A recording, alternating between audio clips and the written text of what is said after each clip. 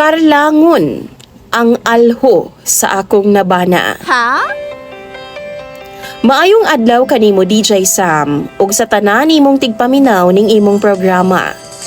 Sa imong mga viewers, maayong adlaw pud sa inyong tanan. Unta, mabasa pud nimo ning akong gamay nga i-share nimo. Sa tinuod lang DJ Sam, kada adlaw jud ko nagpaminaw ani imong programa diri sa TikTok. Usahay magkatawa na lang ko nga ako rang usa. Kay mahimuot man jud ko sa mga gipang share pod nga istorya diri. Maong ako sad nagkauna-una pod kog share ani akong gamay nga problema. About ni sa ko ang live-in karon DJ Sam. Tawagan na lang di ay ko sa pangalang Jackie. Dili na ako na tinuod nga pangalan na DJ Sam. Ug kaning akong kauban karon, tawagon na lang pod nato sa pangalang Ben. Kani akong i-share karon na DJ Sam sa ako nang gikaingon, problema nako ni sa ako ang partner nga si Ben. Kani man gud akong live-in partner DJ Sam. Schoolmates mi kani adto. Pero dili mi classmates. Kay grade 5 man ko tapos siya grade 3. Maguwang ko niya og mga tuig kapin na DJ Sam. Dugay na jud nga panahon nga nagkailaming duha. Kani lagi nga mga bata pa pud mi kani adto ug di pa gyud mi close kay grabe man gyud ni siya kapalaaway sa una DJ Sam. Pero dili ako ang ginaaway niya ha, kundi ang akong pag-umangkon. Akong pag-umangkon DJ Sam no, pirmi gyud in tawon nga maghilak. Musumbong pud sa ako Unya si Ben, makita na ako sa unahan kakatawa-katawa ra in tawon. Wa pud kay mahimo DJ Sam, kay lalaki man siya ug babae ra ko. Fast forward DJ Sam, pila namang gyud katuig ang nanlabay na human na gyud mig elementarya. Wa na pud ko'y balita sa iyaha ug wa na pud ko kakita sa iyaha kung asa na siya. Sa ako nang gikaingon kaganina, dili mi close ni Ben DJ Sam. Unya ako ug ang ako ang mga pag-umangkon gidami sa among mama sa Zamboanga City DJ Sam. Dito mi nagpuyo og pila ka tuig. Edad na ko ato nga time mga 15 siguro DJ Sam. Wa naman gud pud ko nakapadayon sa high school kay lagi lisod pud kaayo nga among kahimtang kaniadto DJ Sam. Mausayo kay ko na narbaho. Tapos mga pila ka tuig ning uli pod ko sa lugar kung asa mi nagpuyo sa una. Mga edad siguro na ako niadto nga time DJ Sam 18. Nagtrabaho kog pagadian DJ Sam. Ning tawag man hinuon ang akong ate nga padtuon lagi daw ko sa Davao. Mao to ako sad nalipay. Excited kay ko DJ Sam kay Davao na gud na. Pag-abot na ako sa Davao DJ Sam, na ako'y nakaila nga lalaki. Nauyab gyud na ako DJ Sam. Ug first time na ako nga nakauyab. 19 na in taon na nga akong edad ni adtong nga time. Kay nag-ingon man gud siya DJ Sam nga mamalay na daw siya nako. Ako pud way duha-duha ming sugot pud ko. Buutan gyud pud noon siya DJ Sam. Pinangga pud ko niya. Okay pud kaayo nga akong pamilya para sa iyaha. Ug iyang pamilya okay pud kaayo sa akoa. DJ Sam madugay gyud kaayo ming ipon ni adto. 8 ka tuig pud. Okay pud ba ya ang among kahimtang DJ Sam? Naglain man mi ugwa mi mangipon na kang bisan kinsa. Kay do naman mi kaugalingong panimalay DJ Sam. Tungod sa kalisod, nagtry kog pananghid sa iyaha DJ Sam nga muabroad ko. Ug tuod maning sugot pud siya. Kay lagi, okay man pud daw na para maayos pud daw nga among balay. Unya makapundar pud daw mi DJ Sam. Kumbaga, tinabangay mi. Mauto DJ Sam, nag-process ko sa Davao lang og mga papeles. Human sa 2 ka buwan nakalarga na pud ko pa Manila. Wa mi undang sa video call DJ Sam sa ako ang live-in partner. Naga-video call pirmi gid mi sa ako ang partner DJ Sam. Wa gid mi mawad-an og communication. Unya nakalarga ko pa abroad DJ Sam mga tuig 2023. Wa pud ko magdugay sa Maynila. Kay human akong process tanan mga after 2 weeks DJ Sam, nakaabot naman dayon ko sa Saudi. After 1 month, nagpadala dayon ko sa akong partner. Kay gusto man ako DJ Sam nga makatabang. Tapos gigahinan pud na ako ang akong mama. Ning labay ang pila ka buwan DJ Sam nga nag-star ko sa Saudi. Na over fatigue ko DJ Sam. Tungod sa grabe gid akong trabaho. Sige ra kog kakuyapan. Mabagok ang akong ulo unya makalimot ra ba ko. Mao to nag-decide na lang ko DJ Sam nga bahalag di ko kaabot og 2 years basta kay muuli gyud ko sa Pilipinas. Grabe na akong problema sa Saudi, DJ Sam. Mingtabang man pud noon ang akong partner, pero ang wa na ko gilauman.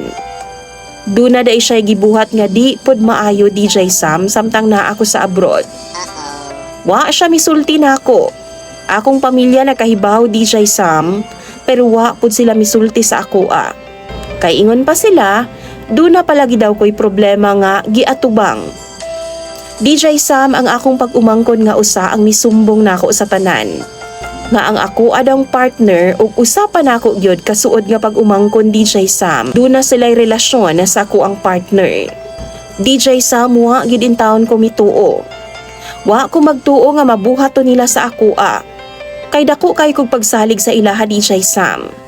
Ug sa tinuod lang wa dayon ko mingtuo sa balita nga nadawat nako. Gusto nako nga ako mismo ang makakita. Mao tong gisulayan akog abli ang account sa akong partner DJ Sam. Ug didto nabalandra gid sa ako ang tanan. Sakit kay DJ Sam. Di nako madawat ang tanan. Mao to nagdesisyon ko nga makipagbuwag na lang ko sa iyaha. Apan di siya musugot. Wa daw siya gibuhat nga dautan DJ Sam. Kumbaga, di pagid siya moangkon. Bisan pagkahibaw nako sa tanan ug lig-on kaayo nga akong mga ebidensya. Kaybaw mo, love kaayo nako nga akong partner. Bisan gani ang akong pamilya kaybaw sila anak. Maong grabe gid na akong hilak DJ Sam. Wa kaybaw ang iyang pamilya kung unsa gyud hinungdan kung nganong nagbuwag ming duha. Kay wa man ko misulti. Wa sila'y nadungog sa ako nga mga istorya DJ Sam. Bisan gani ang akong pag-umangkon, wa gid siya makadungog og sudya gikan sa ako Kay di ko gusto gubot DJ Sam. Ako na lang ang nagpalayo, ako na lang ang nag-adjust. Ug karon ng tuiga 2025, gikan kog Maynila DJ Sam, nakauli ko diri sa among lugar. Lugar gyud sa akong mama. 1 month pa lang, nagkita mi sa kuang kaila sa elementarya. Nakalimot naman gud ko ni adto nga time DJ Sam. Pila na baya ka tuig ang nang labay. Unya medyo duol ra pod ang ilahang balay sa amua. Naara sa ubos DJ Sam. Nag-ila-ila mi pagbalik. Nahinumduman na noon namo ang mga kaagi namo kaniadto. Sige siya balik-balik DJ Sam sa among balay kay lagi gusto daw ko niya. Pero kani laging murag mahadlok na ko DJ Sam mo entertain og mga lalaki kay gikan baya ko sa dili maayo pod nga panagbulag sa ako ang live-in partner. Lisod na kaayo mo salig pa. Nag-ingon man ako ang ate DJ Sam nga sulayan lang daw nako. Basin di ay og tinud-anay po daw iyaha. Mao to gisunod na ako ang akong ate DJ Sam. Gisulayan nako kay mao man iyang ingon. Nakita man pod nako nga buutan pod siya DJ Sam.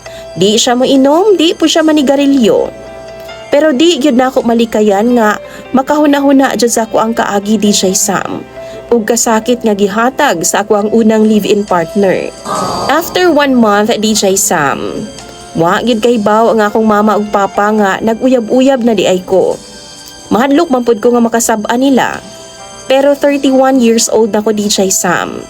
Samtang si Ben, 30 pa lang. Ang gusto manggod sa akong mama ug papa DJ Sam hangtod karon magbalik mi sa akong ex sa Davao. Pero ako di nagit ko musugot. Kay lagi naa na ko'y uyab.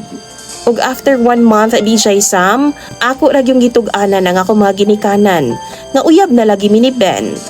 Wa man pud sila masuko DJ Sam. Okay ra man pud sila. Gidawat nila nga akong desisyon. Nangutana pa gani sila kung unsa daw ang plano ni Ben para sa amua. Ana pud si Ben DJ Sam, paanhion daw niya sa among balay ang iyahang pamilya. Mamalay na daw sila. Ug mao to ni anhi podayon ang iyahang mama ug papa sa amo ang balay. Nagsabot sila DJ Sam about sa pamalay. Pero di man musugot ang akong mama sa pamalay DJ Sam. Kay lagi gasto-gasto ra daw. Dugang-dugang ra daw sa gasto. Mas maayo pa daw magpakasal na lang diretso. Para isahan na lang daw ang gastuhon DJ Sam. Okay. Giuyunan po na sa pamilya ni Ben. Pero after nila og atubang DJ Sam, gipaipo naman dayon minila ni Ben. Og syempre, kay nag-isa naman mig panimalay, dunag yo'y nahitabo sa amoa. Og dihang nagkurambusanay na unta mi DJ Sam. Haska na kong kuyawa. Kay wa man ko kasabot sa porma sa tabadidoy ni Ben. Tambok man kaayo, pero mubo. Abi gud na ako DJ Sam no, nga mga itlog tong naa sa kilid. Pero dili man di ay. Haska man kong tambuka DJ Sam. Dako gid kaayo. First time gid namo tong duha. Grabe gyud DJ Sam, mura gid ko nagisian sa kasakit. Grabing sakita. Mura kog na virginan og balik DJ Sam tungod sa katambok nga di gyud nako ma-explain DJ Sam. Dili taas ha, kana bitawng murag karlang DJ Sam, anak gyud kadako. Kanang pinakadako na gyud nga karlang ha. Mao to DJ Sam hangtod karon nag-ipon gihapon ming duha ni Ben.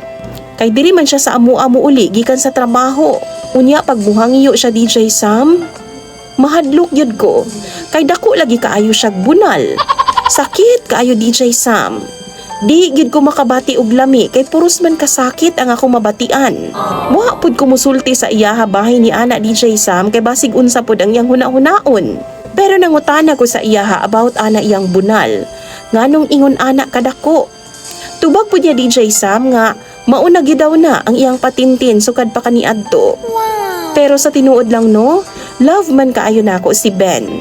Nakita na ako sa iyang batasan nga okay gid kaayo. Buutan kay siya. Sakto pud siyang trabaho. Kana lang yun ang akong problema sa iyaha DJ Sam, ang dako kaayo niya nga bunal.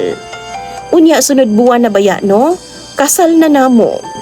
Human naman gani mig seminar DJ Sam, pero grabe ang akong kakulba. Kay mura bitaw og kung mabana na ako si Ben, murag wa na gid ko'y kalipay ani sa kama. Kay haska mag yung sakita. Pero why duda, mahal gid kaayo na ako si Ben. Palihog daw bi mga viewers ni DJ Sam, i-comment daw ang inyong advice sa ako kay ako nang pambasahon tanan. Daghan kayong salamat po DJ Sam kung ugaling man mabasa nimo ang akong gi-share nga kwento. Imong sender og follower, Jackie.